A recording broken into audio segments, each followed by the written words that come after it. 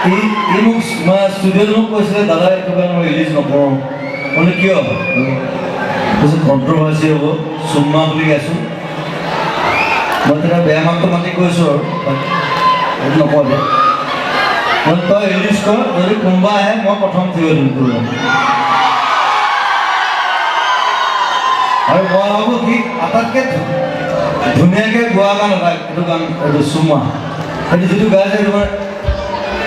slowly বাকী মাইজান চেনিজান এইবোৰ গাই থাকে এইটো নাই সেইবোৰ দৰকাৰ নাই মই কিন্তু কওঁ আমাৰ জুবিনাৰ কাৰণে হাত চাপৰি এটা হ'লে খুব ভাল লাগিব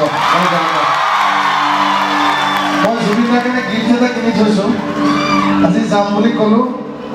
কিন্তু মই ভালে নাপালোঁ কিন্তু পেটলা হৈছে দেই মানে ফুটবল খেলেতো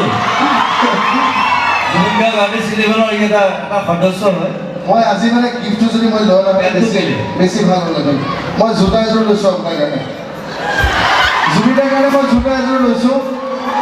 আৰু অহাকালিলৈ মই দি আহিম আপোনাক আজি মই পাহৰি দিলোঁ বেয়া নাপাব প্লিজ মোৰ গুৰু মোৰ প্ৰেৰণা মোৰ ইনস্পিৰেশ্যন মোৰ নিচিনা বহুত ল'ৰাই ইনস্পিৰেশ্যন আছিলে আমি জুবিন গাৰ্গক